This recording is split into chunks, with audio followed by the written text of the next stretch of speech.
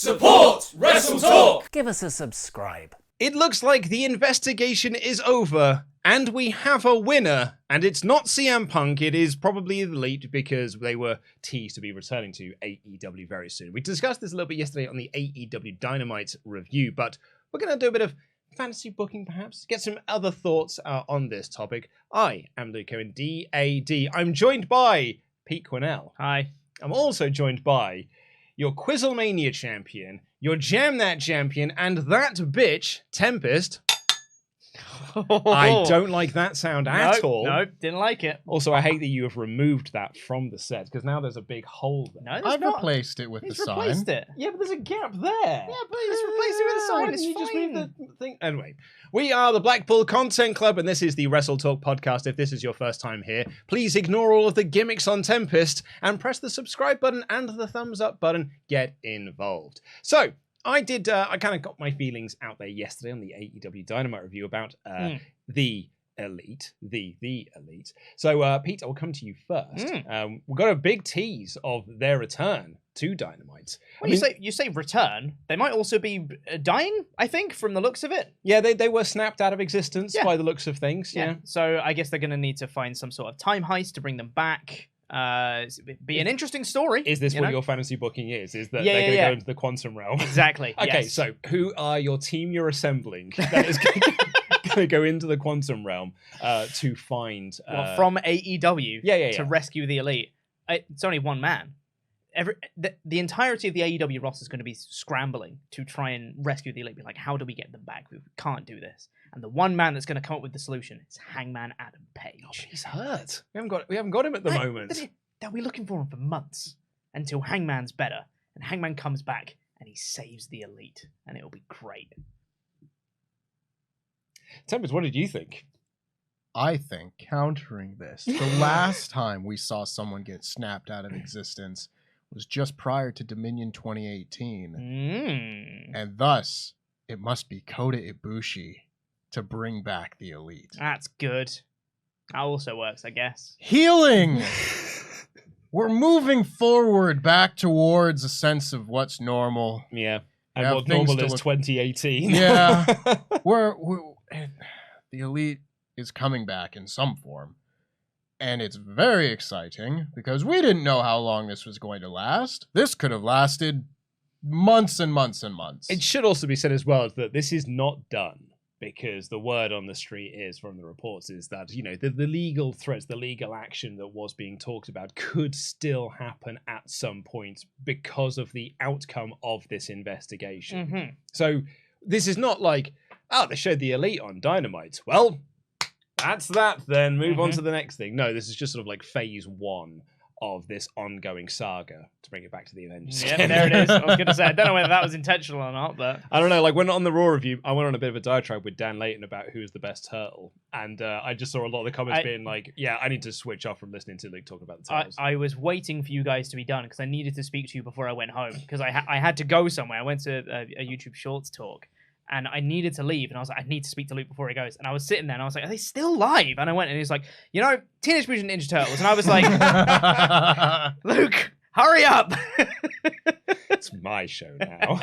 Ollie's not here to stop me on my stupid nonsense. Depends what kind of turtles we're talking about. You know, if we go back to the 80s turtles, and I was like, Jesus, he's going to be here for another half an hour.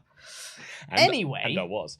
Anyway, so let's get some thoughts out there then about the tease. So, Pete, initial reaction to the Elite being shown on Dynamite. I'm very curious as to where this is going. Because you would have thought that at the very least they would have had like, the Elite's coming back.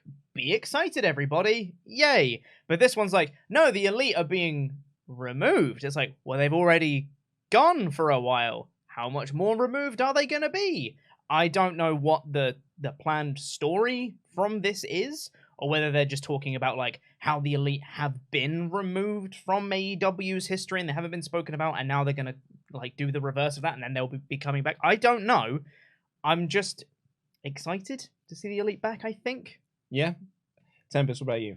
I think it's interesting because we don't as often see like a series of vignettes that have some sort of creative spin on things. It will kind of just be like, so-and-so is cutting a promo, and Miro's going to be forsaking his god, and he'll be back, and that sort of thing. Someone is coming soon. Someone is coming, or they'll just arrive and show up, and it'll be a surprise, and it's like, they're back. But now there's like, well, what does this mean? There's a certain creative angle to this that we've not seen a whole lot of as of late, and I think it's exciting. It's intriguing, because we don't know what this is.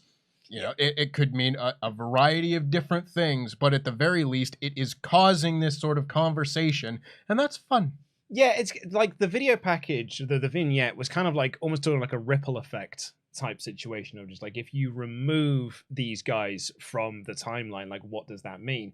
But it's the first shot of that I thought was kind of the most interesting one, which is that reveal in 2019, or New Year's Eve 2018, New Year's Day 2019, which was like, yeah, we are launching this promotion. It's that Hangman page with the phone and the AEW logo on it, and that was the thing that disappeared. Yeah, and so it's on. If you remove these guys from the timeline, you don't get All Elite Wrestling at all. No, you get all wrestling.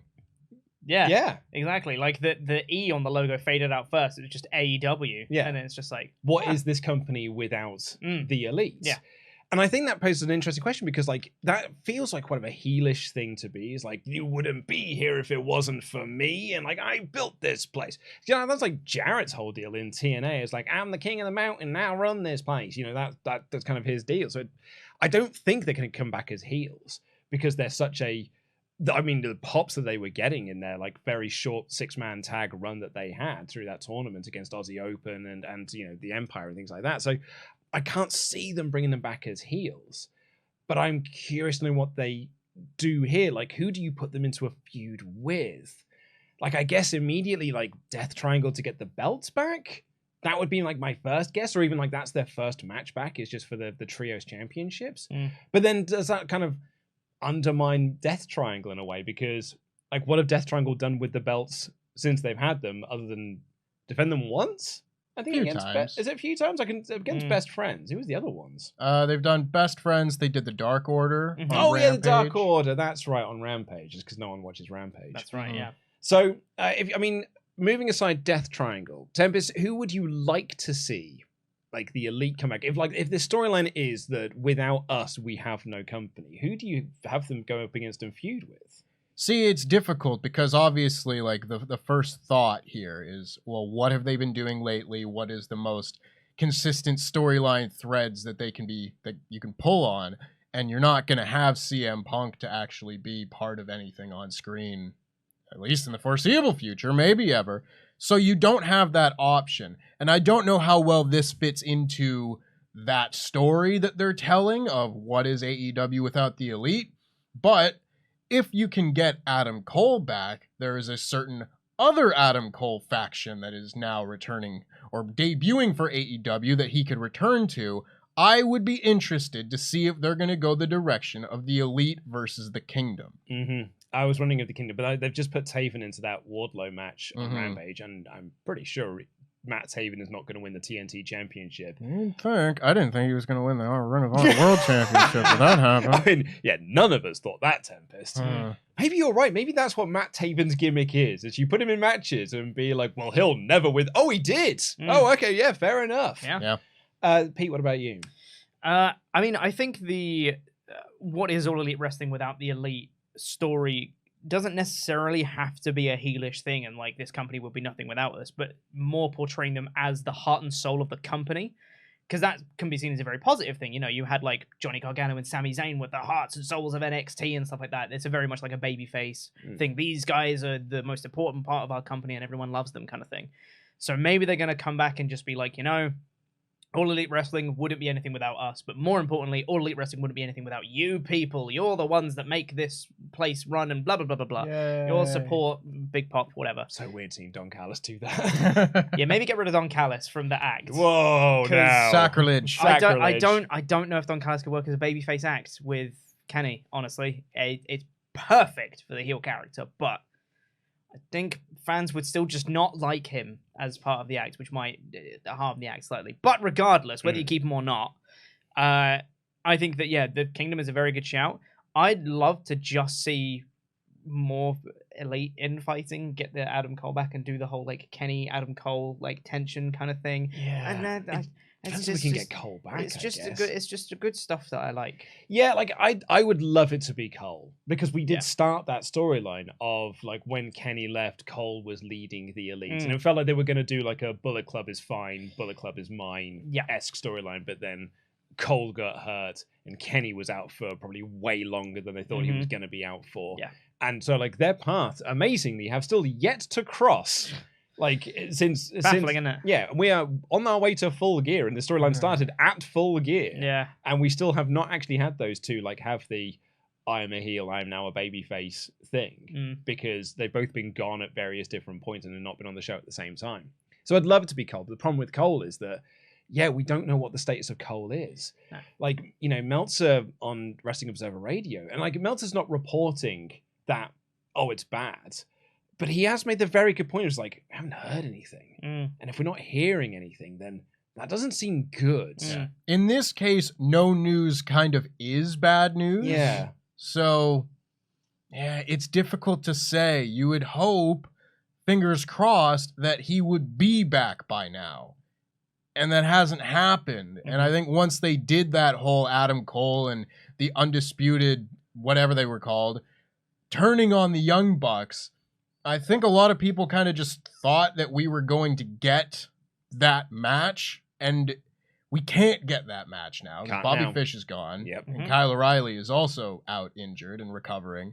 So all of a sudden, this timeline has really been muddled up, and man, Kenny Omega versus Adam Cole is just the match that has been built to for like 6.5 years, and we can't ever get it to happen. Yeah. This is, we have talked about this, I think on this show before, but you and I have certainly talked about this, that idea of like holding off on those dream matches because you're like, well, you got to build the anticipation to it.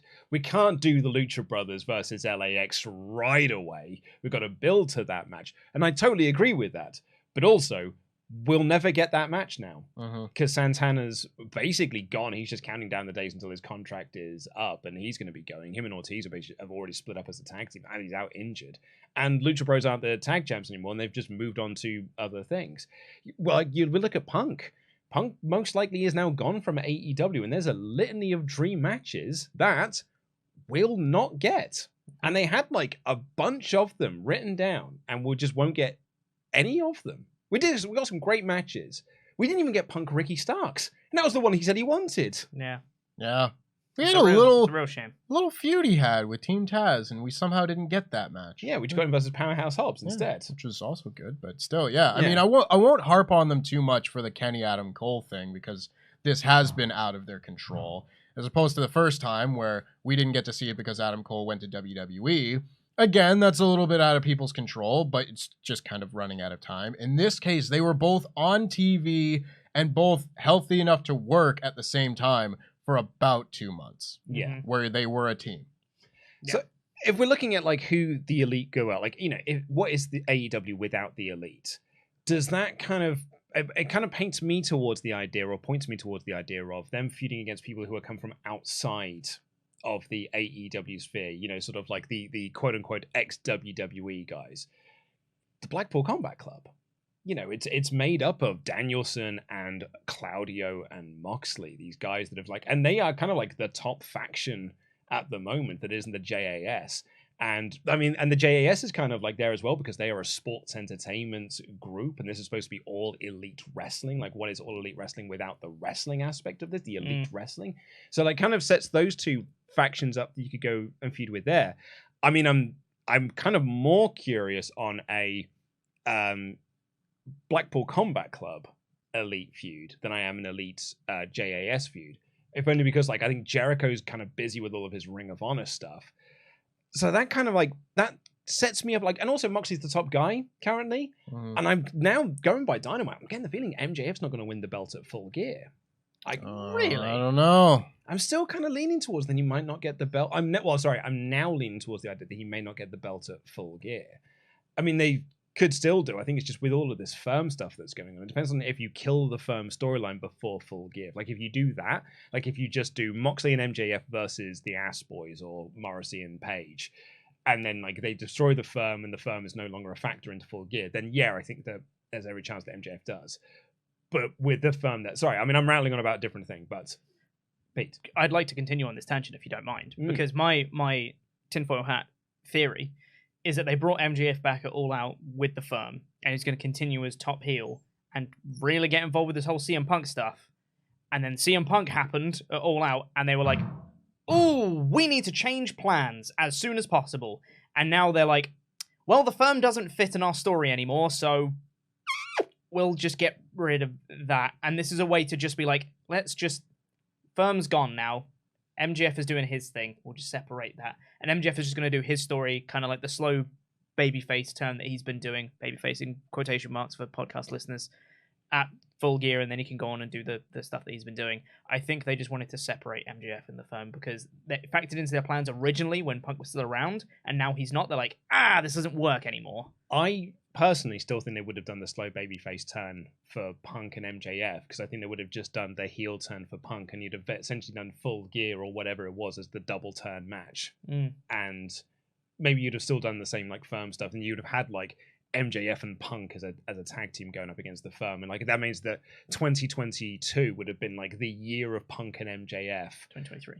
No, well, like 2022 would have been, because like they started this year feuding with one of them as a heel, one of them as a babyface. Sorry, yes. Then they go on different paths. One of them is now a champion, and the other one is now the number one contender. And then you switch their roles, and now one of them is a heel, and you have them as a tag team in the middle of that. It kind of would have painted a really nice year-long thread. But again, we don't really know, because things had to change. It's all speculation. Yeah. I see both sides of what you're saying. I think it absolutely could have been like CM Punk wrestles most of the members of the firm leading into Full Gear and have those be his TV matches, like have him face Ethan Page, have him face Lee Moriarty again, have him face W. Morrissey, and have that be his obstacles to overcome. Meanwhile, MJF still cutting his promos. At the same time, I think that this journey that MJF is on, I think in some way, shape, or form has been a plan. And if not, I think his performances would have forced that plan, and things might have kind of ended up where his character would be similar to where he is now, or at least would get there in the process of fighting CM Punk. I don't know if any of that is the case. To bring it back a little bit, I don't want to see any of the firm with the Elite. Oh, you sure? Take that off the You table. don't want to see the Young Bucks versus the Ass Boys? No. You don't want to see Kenny versus Best Big match Cass? of the Ass Boys' life, that would be. But regardless. Big Ass and the Ass Boys. Yeah. Oh, that's Right. right. It is Big Ass. Yeah. Big Ass and the Ass Boys. It's good. And Ethan Page is And also Ethan there. Page. Yeah. And Lee Moriarty. Lovely Moriarty. Mm. But with John Moxley's interweaving involvement in all of this, I think the Blackpool Content Club, Combat Club. Combat Club. We're the Content Club. Yes, we are. We should feud with the Elite. That's what it is. I That don't really is- fancy taking a one-winged angel. I gotta be honest with you guys. I don't fancy that. Yeah. Or a V-trigger for that matter. Or a Snapdragon. Or literally any wrestling move. I'll do it. Yeah, I know you would. I'll do it. I'll get in the ring. You have a 3-star match with Kenny Omega carrying me. 3-star. So generous. So generous. Yeah. I think the Blackpool Combat Club is a fun direction to go. Yeah. Because I think that Yep. opens up a lot of actually very fun possibilities. You can get like Kenny Omega versus Claudio. You can bring back at some point another Kenny Omega Bryan Danielson match. We do need the second one. Like, we got the time limit draw. And Mhm. the whole point of that time limit draw was to build to the match where you would have a definitive winner. So, like, there's a lot on the table there. Like, Kenny Moxley's as another one as well. Yeah. Yep. Again, there are so many just possibilities there to work with. There's a lot of different combinations of guys. We've seen different people here kind of working as a tag team recently. Yeah, Yuta and Claudio, yeah. Yuta and Claudio, Mox and Claudio have been a tag That's team on right, Rampage at one point. Also, you'd get Don Callis and William Regal having Oh, promo That's fun. battles. That's That's juicy. good. The pair of them on commentary, bickering over Excalibur. Yeah. I That's think fun. you've sold it now. I want it for that reason No, that is alone. really good. But yeah, I think if we're going with the heart and soul of AEW, we are what AEW's been built on, that angle of things. I do think the Blackpool Combat Club kind of matches up with them maybe the best. Mhm. 'Cause, I mean, there's the sports entertainment aspect of the JAS, but really only Jericho is kind of one of them WWE guys. You've got Hager, but I'm not hyping up Kenny Omega versus Jake Hager. Best match of Jake Hager's life, but regardless, another fine 3-star match there for Kenny Omega. Hey man, he's been doing great. He has a hat. He's got a hat. I like the hat. It's the best work of his entire career, and I so include good. We the People in that. It's so good. I love the hat. But I mean, again, you could see different bits that would be also fun. I would like to see 2.0 against the Young Bucks. I think that would be a fun match, but probably like a TV match. That's a TV match. As opposed to the Blackpool Combat Club combinations against the Young Bucks. That could be a pay-per-view match. I was going to say, like, the Elite versus Moxley, Danielson, and Claudio.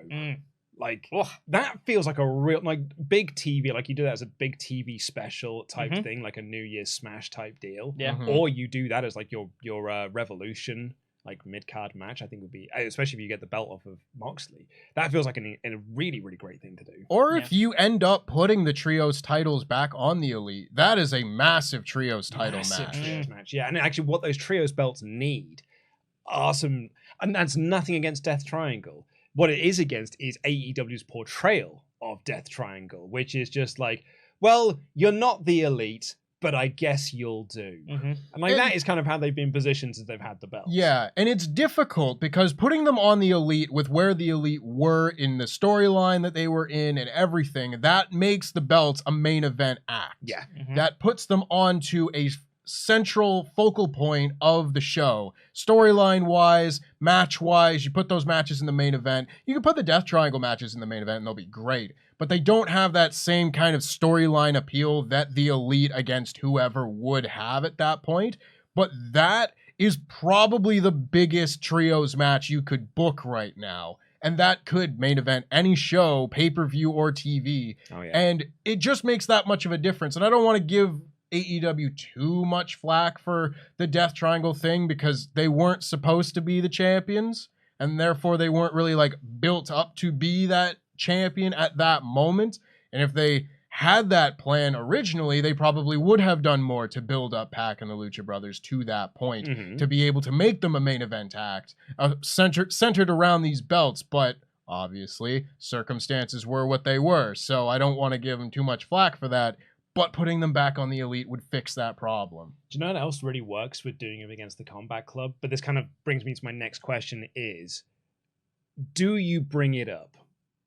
Do you bring up their suspension? Do you add in the real life aspect to an Elite coming back storyline? Just before we answer that question, because I just had a thought just on other things I could go up against. Not necessarily in terms of matchups, but on the JAS front. There is a story. It doesn't necessarily fit with the heart and soul of AEW, but they have extensive history with Ring of Honor.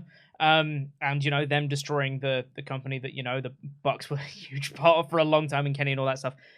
You can have them kind of like save Ring of Honor. Like there's a story there if they want to do it. I don't think it's as strong as the Combat Club stuff, but it's just something that I think is worth considering. If they had Adam Cole or Cody Rhodes there to be the former ROH World Champion to go up against Chris Jericho, I think that's a lot stronger because Kenny Omega doesn't have very much connection to Ring of Honor. Like he was there from time to time, and the Young Bucks were absolutely Ring of Honor tag champions.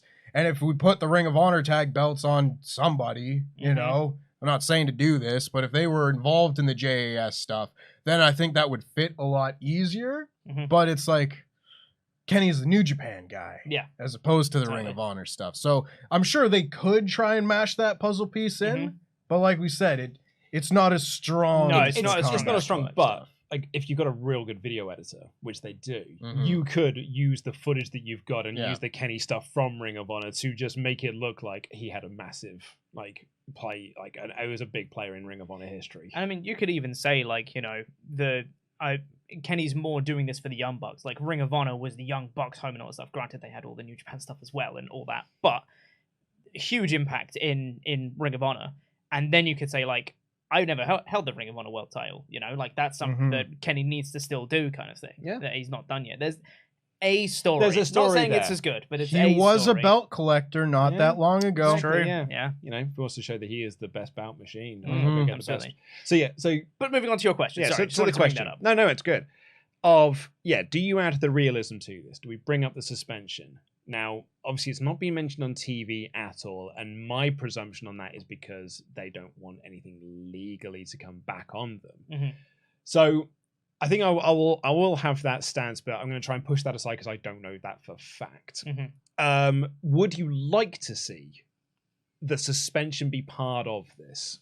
The only reason I ask is because the rumors, the reports are that the people who have stepped up to be locker room leaders and to kind of build this company back up after Brawl Out was Jericho, Moxley, and Danielson. Mhm. And so if you've got like Regal, then you've got Danielson, you've got Moxley, they're cutting these promos to be like, look, we had to save this company because you guys nearly destroyed it by acting like children. Like that's all I'm asking. Like whether will the crowd get into it? Will it kind of muddy the waters a little bit? Does it need to be there? I personally, I wouldn't mind it being acknowledged. I don't think it should be the focal point of a story. I think there's a difference between it. You can acknowledge and be like, hey, here's where we were suspended, but we're back now, heart and soul of AEW, blah, blah, blah, blah, move on from that and continue.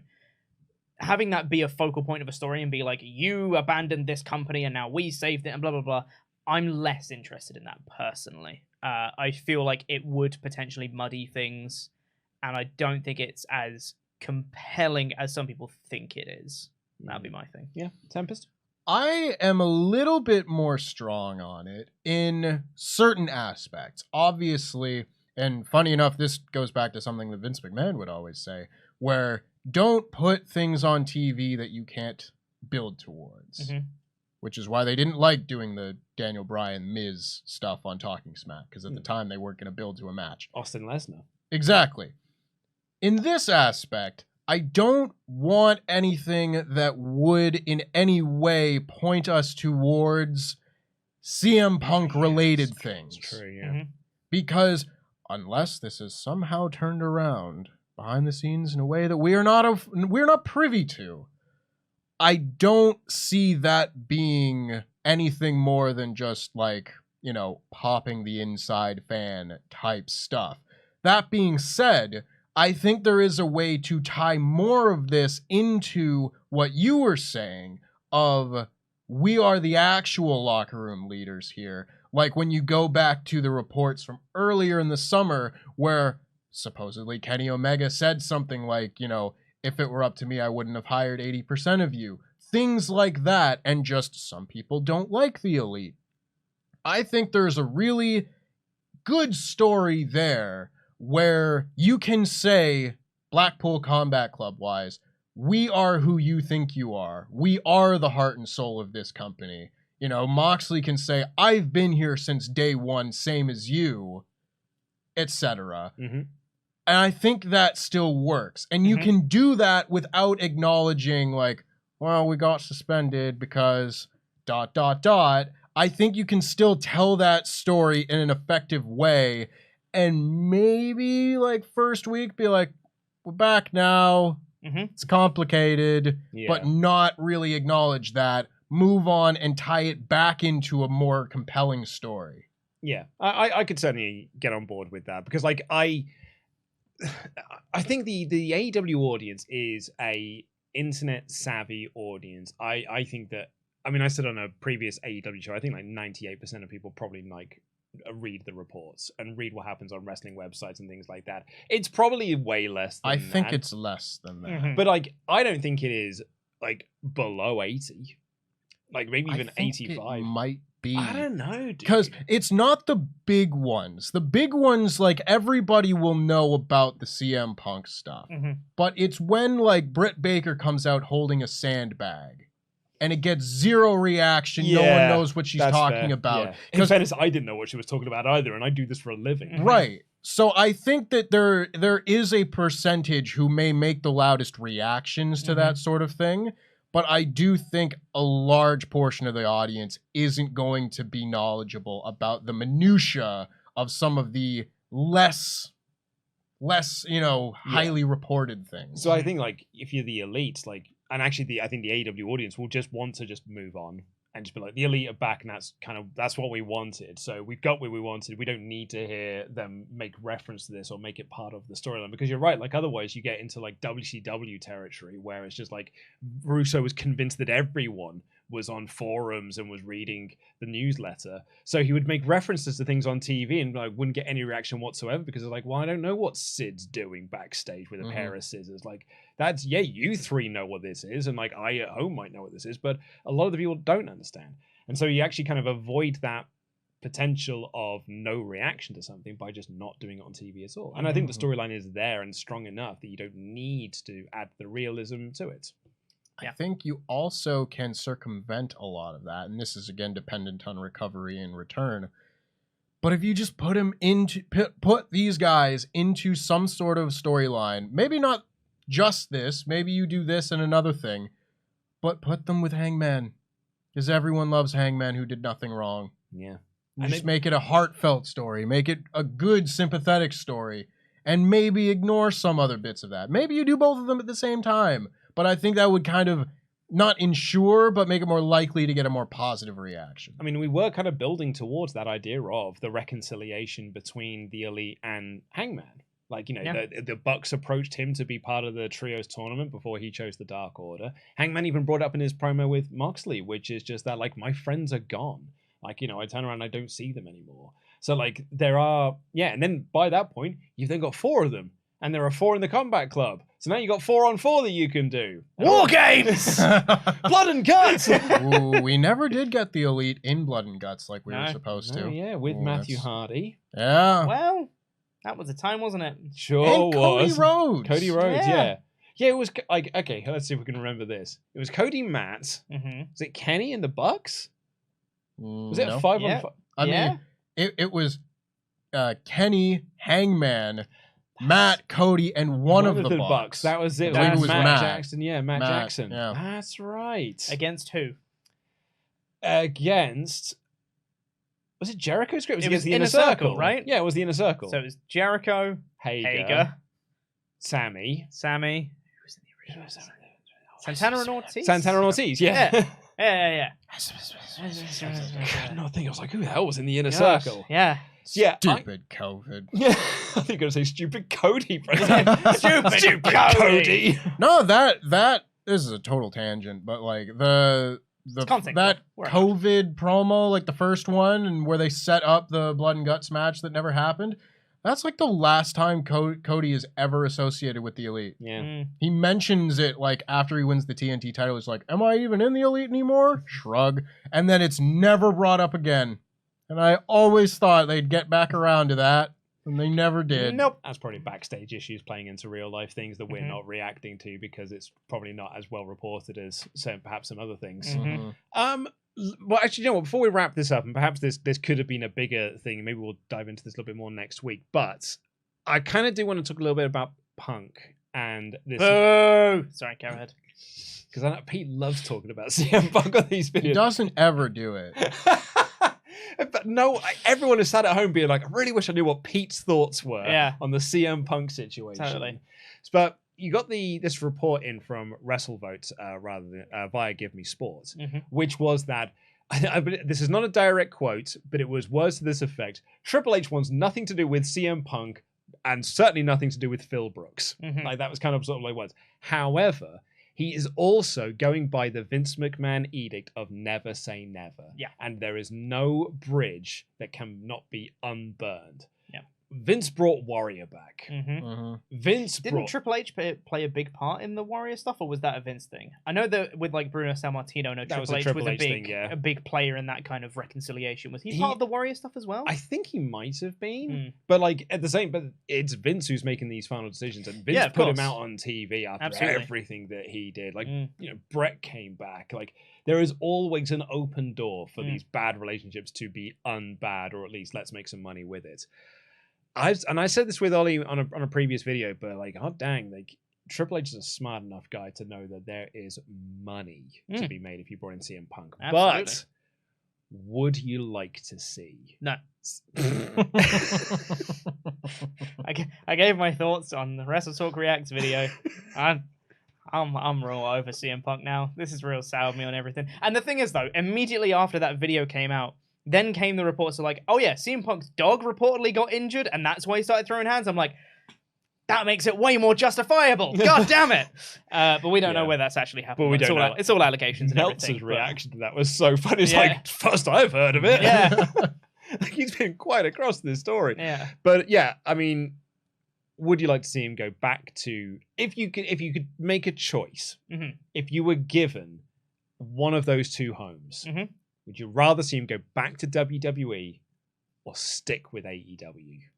I think, for me, that's a very easy answer. WWE. Purely for the surrealism of seeing CM Punk go back to WWE and be like, how? How is wrestling like this? How is he back?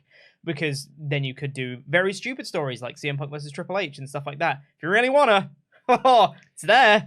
I mean, it would be insane. And impossible to do now with the retirements, but like, you know, Triple H has a stand-in, for example. Yeah. You know, like Trump and McMahon. Yeah. That match was between, it was Trump versus Vince. Exactly, it was not Bobby Lashley versus Umaga. No, exactly.